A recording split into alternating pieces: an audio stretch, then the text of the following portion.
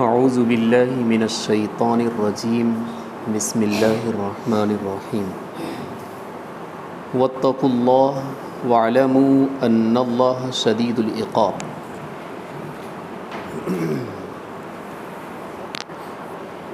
گزشتہ ہفتے میں تقوی کی بات کر رہا تھا۔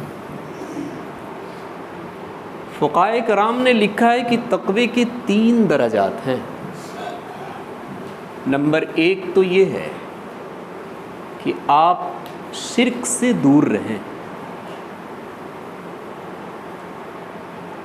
اللہ تعالیٰ کی ذات کی طرح کسی کو مان لینا، اللہ تعالیٰ کی صفات کی طرح کسی کے لیے صفت مان لینا، یہ ہے شرک۔ اللہ کی طرح نہ کوئی آیا ہے، نہ ہے، نہ قیامت تک کوئی آئے گا۔ وہ اپنی ذات میں بھی تنے تنہا ہے اور اپنی صفات میں بھی تنے تنہا ہے۔ ہم بہت سارے کام ایسے کر ڈالتے ہیں جن کے متعلق ہمیں پتہ نہیں چلتا، حالانکہ حقیقت میں وہ شرک ہو جاتا ہے۔ لکھا ہے کتابوں کے اندر کہ ایک ہے شرک فی التصرف، کہ اولاد دینے کا مالک اللہ ہے، لینے کا مالک وہی ہے۔ اب ہم یہ عقیدہ بنا لیں کہ فلاں مزار پر اگر ہم چلے گئے تو اولاد ہمیں مل جائے گی، ملے یا نہ ملے، لیکن آپ نے اللہ کے ساتھ شرک کر دیا۔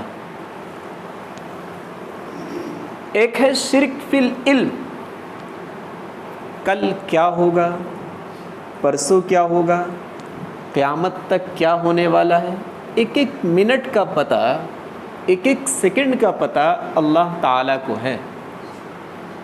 ہم اگر یہ فرض کر لیں کسی کے بارے میں کہ یہ بھی ایک ایسے شخص ہیں، انہیں پتہ ہے کہ کل کیا ہونے والا ہے، تو یہ گویا کہ ہم نے یوں کہہ دیا کہ اللہ کے علم کی طرح ان کے پاس بھی علم ہے۔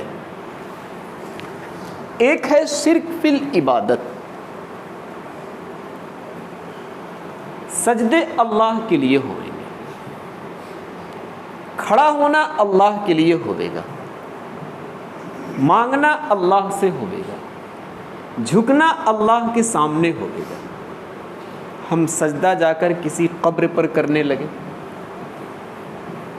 طواف خانہ کعبہ کا ہوئے گا، ہم کسی قبر کا طواف کرنے لگے، تو گویا کہ یہ ہم نے کر دیا کہ اللہ کی عبادت کے ساتھ قبر والوں کی ہم نے شمولیت کر دی کہ قبر والے کی بھی عبادت ہونی چاہیے۔ بلکہ فقہائے کرام نے تو یہاں تک لکھ دیا ہے، میں نے اس سے پہلے بھی بتایا تھا کہ جھک کر سلام کرنا بھی منع ہے۔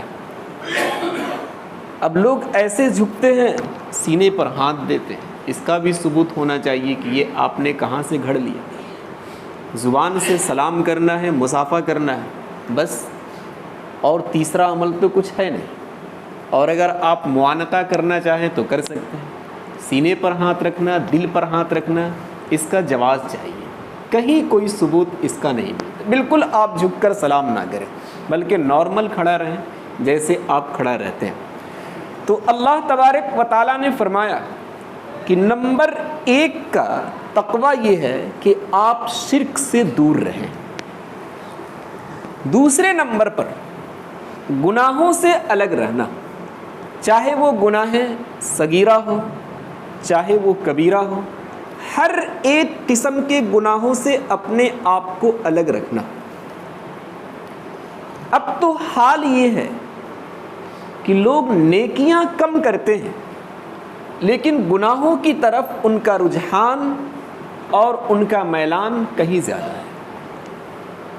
آپ صرف محرم کے مہینے کو دیکھ لیجئے، اتنے خرافات ہیں، اتنے رسومات ہیں، اتنے رواج ہیں کہ آپ شریعت کی کتابوں میں ان خرافات کو تلاش کرتے رہ جائیے گا، کسی پنے پر نہیں ملے گا۔ طرح طرح کے خرافات۔ کچھ تو ایسے خرافات ہیں کہ ہمیں پتہ نہیں چلتا، حالانکہ شرک تک وہ خرافات ہمیں اور آپ کو پہنچا دیتے ہیں۔ آپ صلی اللہ علیہ وسلم کی جب حاضری مدینۃ المنورہ میں ہوئی تو وہاں کے یہودیوں سے پوچھا کہ یوم عاشورہ کو روزہ کیوں رکھتے ہیں؟ تو ان لوگوں نے فرمایا کہ موسیٰ علیہ السلام اپنی فوج کو لے کر فرعون کے ظلم سے نجات پا گئے تھے آج ہی کے دن، اسی وجہ سے ہم لوگ عاشورہ کے دن روزہ رکھتے ہیں۔ آپ صلی اللہ علیہ وسلم نے صحابہ کو بتایا کہ عاشورہ کے دن وہ صرف روزہ رکھتے ہیں، تم صرف اور صرف عاشورہ کو مت رکھو، بلکہ عاشورہ کے ساتھ 9 کو ملا لو یا عاشورہ کے ساتھ 11 کو ملا لو، 2 روزے رکھو تاکہ تمہاری مشابہت یہودیوں سے نہ ہو۔ آپ اس حدیث میں غور کریں گے تو پتہ چلے گا کہ آپ صلی اللہ علیہ وسلم کو اتنا بھی پسند نہیں کہ عبادت کے اندر تمہاری مشابہت کسی غیر سے ہو۔ جب عبادت کے اندر مشابہت نہیں ہونی چاہیے تو پھر اور کاموں میں مشابہت کی گنجائش ذرہ برابر نظر نہیں آتا۔ طرح طرح کے کھانے تیار کرنا، خاص دنوں میں تیار کرنا، وہی بنائیں گے جو بنتا ہے، اس کا کہاں سے ثبوت مل گیا؟ آپ کو کھانا بنانا ہے، آپ جو کچھ بنا لیں، کوئی خاص کھانا تیار کریں نہیں، اس کی کوئی تائید کہیں سے نہیں ملتی۔ فقہائے کرام نے یہاں تک لکھا ہے کہ مشابہت سے الگ رہنے کے لیے چونکہ اس مہینے کے اندر وہ لوگ کالے کپڑے استعمال کرتے ہیں، اس لیے ہمیں اور آپ کو چاہیے کہ کم از کم اس مہینے میں کالے کپڑے سے ہم اپنے آپ کو الگ رکھیں۔ آپ 11 مہینے خوب پہنیں، ہر وقت پہنیں، کوئی منع نہیں ہے، لیکن چونکہ یہ خاص پہچان بن چکی ہے ان کی اس مہینے میں، اس لیے فقہائے کرام نے لکھا ہے کہ کم از کم اس مہینے میں ہم ویسے کپڑے سے دور رہیں۔ اور طرح طرح کی خرافات دیکھ لیجیے، راستے میں سبیل لگانا، شربت تقسیم کرنا، پانی تقسیم کرنا۔ پہلی بات تو یہ سمجھنی ہے کہ کسی کے خلاف ہمیں بیان نہیں کرنا ہے، ہمارا مقصد صرف اور صرف اس تفسیر سے اپنے لوگوں کو سمجھانا ہے کہ کیا کرنا چاہیے اور کیا نہیں کرنا چاہیے، کسی کے خلاف کوئی بات نہیں۔ پانی کی سبیلیں لگانا، شربت کی سبیلیں لگانا، صرف اسی مہینے میں، اس کا ثبوت کہاں سے مل گیا؟ حضرت حسین رضی اللہ تعالی عنہ تو پیاسے شہید ہو گئے اور ہم شربت تقسیم کر رہے ہیں، جگہ جگہ پر پانی تقسیم کر رہے ہیں، صرف اسی مہینے کے اندر نہیں، اس کا کوئی ثبوت نہیں۔ الغرض چھوٹے گناہ ہو یا بڑے گناہ ہو، خرافات ہو، رسومات ہو، ان سب چیزوں سے بھی الگ رہنا یہ بھی تقوی کا ایک حصہ ہے۔ ایک تیسرا حصہ تقوی کا، ہر وہ چیز جو آپ کو اللہ کی یاد سے غافل کر دے، آپ اس سے بھی الگ رہیں۔ تو فقہائے کرام نے تقوی کے 3 درجات بیان کیے۔ نمبر 1، شرک سے آپ الگ رہیں، چھوٹے بڑے تمام گناہ، رسومات، خرافات سے آپ الگ رہیں۔ نمبر 3، اللہ کی یاد سے غافل کر دینے والی جو چیز ہے اس سے بھی آپ الگ رہیں۔ یہ تینوں درجات جسے حاصل ہوں گے، چاہے اسے کہہ لیا جائے کہ یہ متقی ہے، چاہے اسے کہہ لیا جائے کہ یہ کامل ایمان والا ہے، جب تک یہ تینوں درجات حاصل نہیں ہوں گے تب تک آپ کی زبان میں پکا اور سچا مومن کہنے کی گنجائش نہیں ہے، اور ایسی اس شخص کو تقوی والا اور متقی کہنے کی گنجائش نہیں. واتقوا اللہ، اور اللہ کا تقوی اختیار کرو. آپ اپنے اکابر اور بزرگان دین کی تاریخ اٹھا کر دیکھ لیں کہ وہ کیسے گزرے. ابو بکر رضی اللہ تعالی عنہ کے بارے میں لکھا ہے کہ ایک ان کا غلام تھا، اس نے لا کر دودھ کا پیالہ ابو بکر کے سامنے پیش کیا. ابو بکر رضی اللہ تعالی عنہ نے یہ سمجھا کہ یہ میرا غلام ہے، میرا ہی مال لا کر دیا ہوگا. دودھ کا پیالہ اٹھا کر ابو بکر رضی اللہ تعالی عنہ پی گئے. کچھ دیر کے بعد ابو بکر رضی اللہ تعالی عنہ نے اپنے غلام سے پوچھا کہ یہ دودھ کہاں سے لے کر آئے تھے؟ اس غلام نے بتایا کہ فلاں شخص کو کہانت کی بات کہ کل کیا ہونے والا ہے، پرسوں تمہارے ساتھ کیا گزرنے والا ہے، میں نے ایسی بات بتائی تھی، اس کا معاوضہ چند دنوں کے بعد دودھ کی شکل میں آج دیا ہے. وہی دودھ میں نے لا کر آپ کی خدمت میں پیش کیا. ابو بکر رضی اللہ تعالیٰ عنہ نے سن کر اپنی انگلی کو حلق کے اندر ڈالا اور پورا کا پورا دودھ قے کر دیا. کہتے ہیں کہ اگر اس حرام چیز کو نکالنے کے لیے جان بھی دینی پڑتی تو ہم جان دینے کے لیے تیار. آپ اندازہ لگائیے، دوا کی ایک گولی بغیر ڈاکٹر کے مشورے کے ہم حلق سے نیچے نہیں اتارتے. کیوں؟ جسم کو خطرہ ہے، جان کو خطرہ ہے. لیکن حرام غذائیں نامعلوم کتنے ہم حلق کے نیچے اتار دیے، حالانکہ وہاں صرف جان کا خطرہ تھا، اور یہاں جان کا نہیں بلکہ ایمان کا بھی خطرہ ہے. عمر فاروق رضی اللہ تعالی عنہ کے بارے میں لکھا ہے کہ وہ راتوں کو گشت لگایا کرتے تھے کہ ہماری قوم میں سے اور ہماری ماتحتی میں زندگی جو گزارنے والے ہیں وہ کس طرح سے راتوں کو زندگی گزار رہے ہیں. ایک دروازے پر گئے تو اندر سے آواز آئی کہ ایک ماں اپنی بیٹی کو کہہ رہی ہے کہ پانی کو دودھ کے اندر ملا دو، دودھ میں پانی کو ملا دو.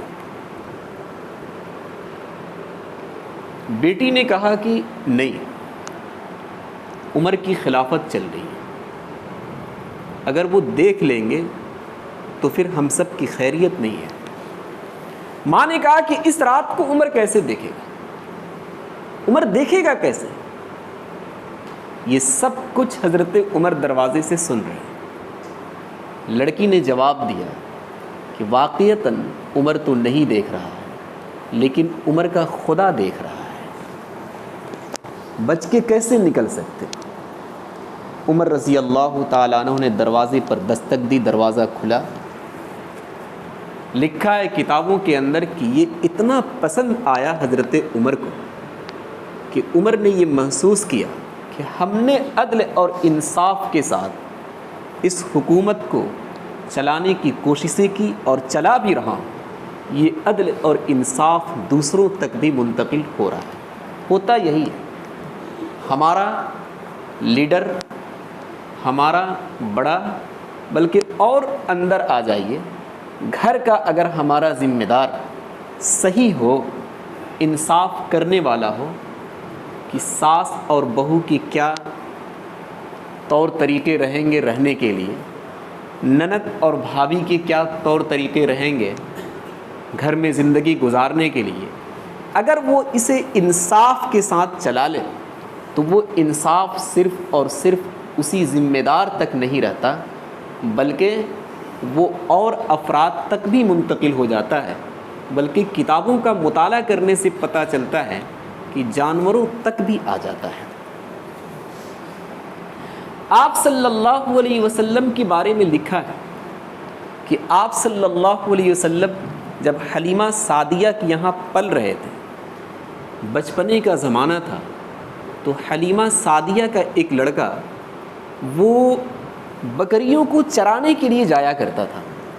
آپ صلی اللہ علیہ وسلم نے ضد کیا کہ میں بھی اپنے بھائی کے ساتھ جاؤں گا۔ حلیمہ سعدیہ نے منع کیا کہ آپ مت جائیے، لیکن ایسی ضد ہوئی کہ حلیمہ سعدیہ نے بھیج دیا اور اپنے بچے کو کہا کہ ذرا دیکھتے رہنا ان کو۔ وہ لے کر چلے گئے۔ راستے میں بہت سارے معجزات نبی اکرم صلی اللہ علیہ وسلم کے ہیں۔ خود وہ حلیمہ سعدیہ کا بچہ بیان کرتا ہے کہ دھوپ تو ہر جگہ لگ رہی تھی، بکریوں پر بھی لگ رہی تھی، ہمیں بھی لگ رہی تھی، لیکن نبی اکرم صلی اللہ علیہ وسلم پر ہم نے دھوپ نہیں دیکھی، بلکہ ان کے سر کے اوپر ایک ایسا بادل تھا جو چھتری کی طرح سایہ کیے ہوئے تھا، دھوپ کے اندر ایک جز بھی نبی اکرم صلی اللہ علیہ وسلم کا نہیں ہے۔ اس نے ایک اچھی سی بات بیان کی، کہا کہ وہ بھیڑیے جو بکریوں کے ارد گرد رہتے تھے، ہم اپنی پوری زندگی بکریوں کو بچانے میں لگا دی کہ بھیڑیے لے کر بھاگ نہ جائیں، اس کے باوجود بھی بھیڑیے اچک لیا کرتے تھے، لیکن جب میں محمد کو لے گیا اور محمد کو وہاں بیٹھایا تو وہ بھیڑیے جو ہر دن ان سے ہم خوف کھاتے تھے کہ بکریاں اٹھا لے جائیں گے، آج وہی بھیڑیے بکریوں کی حفاظت کر رہے تھے۔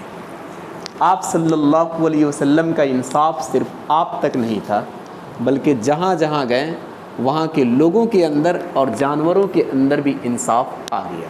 الغرض میں یہ کہہ رہا تھا، عمر رضی اللہ تعالیٰ عنہ کا انصاف اور ان کا عدل صرف ان تک نہیں رہا، بلکہ ان کی رعایا کے ایک ایک فرد کے اندر آیا اور نامعلوم کتنی مخلوقات کے اندر وہ سرایت کر گیا۔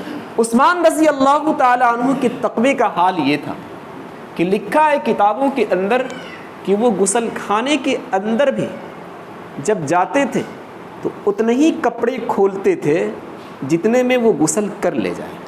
پورے طریقے پر کپڑے کو الگ کر دینا، وہاں بھی وہ گمارا نہیں کرتے تھے۔ اتنی حیا اور اتنی شرم تھی ان کے اندر، اللہ تبارک و تعالیٰ نے اتنا تقویٰ دیا تھا کہ وہاں بھی مکمل طریقے پر کپڑے کو وہ کھولتے نہیں۔ علی رضی اللہ تعالیٰ عنہ کے بارے میں لکھا ہے کہ وہ ایک مرتبہ اپنے گھر میں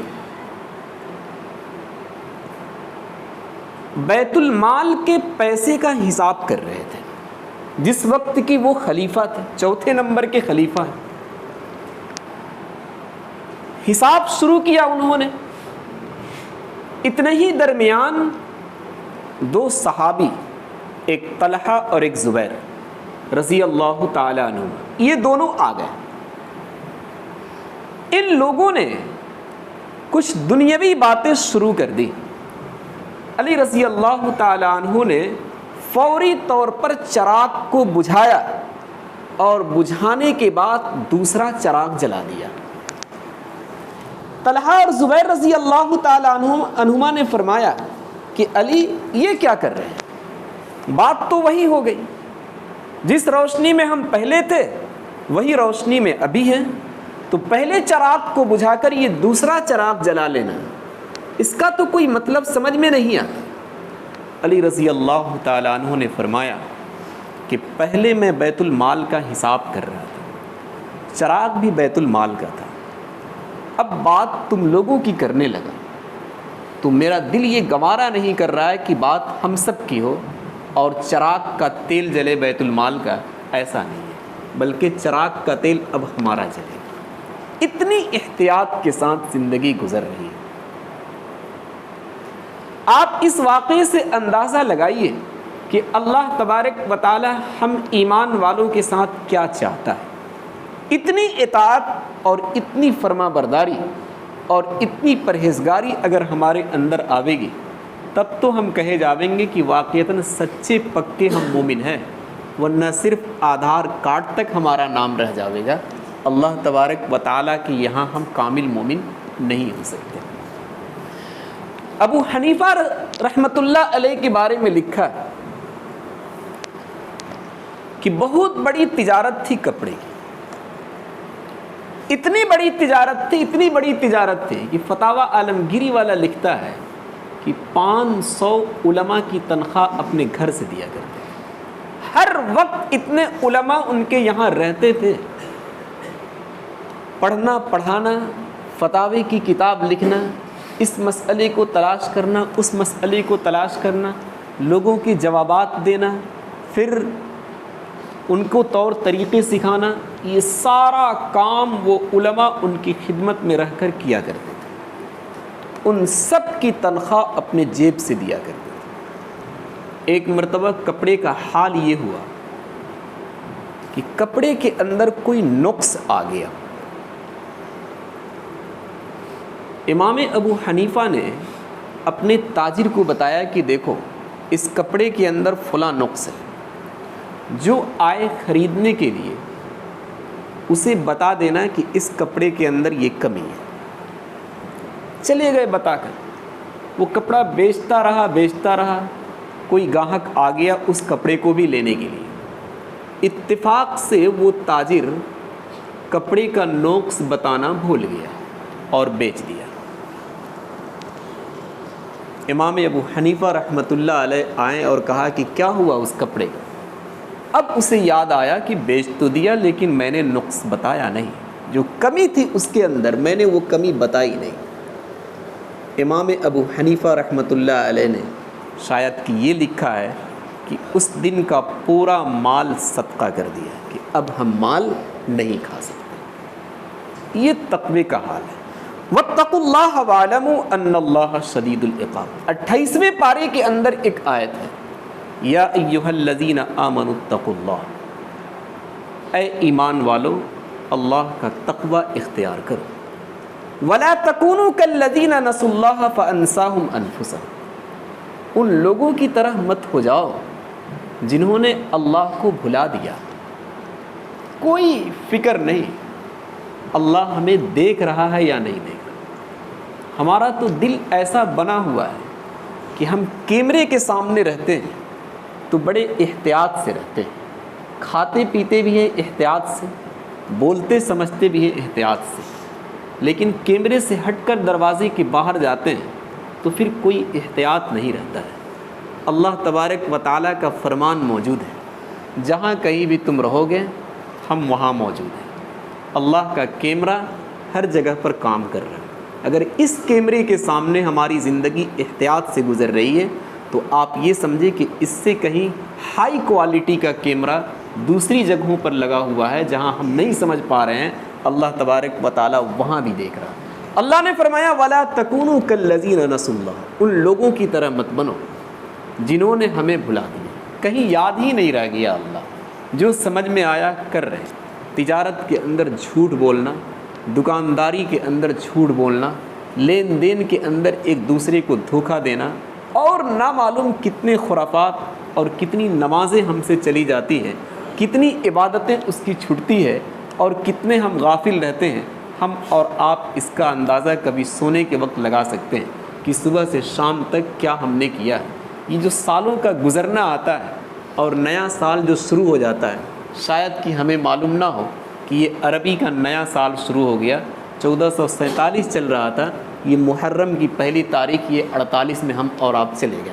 یہ سب چاہے جنوری کا سال ہو یا یہ محرم کا سال ہو، یہ خوشی منانے کے لیے نہیں ہے، بلکہ یہی اندازہ کرنے کے لیے اور حساب لگانے کے لیے ہے کہ ہم لوگوں نے ایک سال تک کتنا اللہ کو ناراض کیا اور اب ہمیں آگے کیا کرنا ہے۔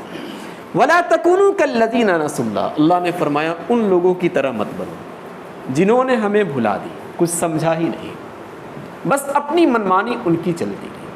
اللہ تبارک و تعالیٰ نے ان کو کیا کیا؟ فَأَنسَاهُمْ أَنفُسَهُمْ، ان کو ان کی جان سے بھلا دیا، یعنی ان کو ایسا کر دیا کہ اب وہ کیا کر رہے ہیں اس کے نقصانات کا بھی انہیں کچھ پتہ نہیں چلا، وہ کر بیٹھے حالانکہ نقصان اتنا بڑا ہو گیا کہ انہیں پتہ ہی نہیں چلا۔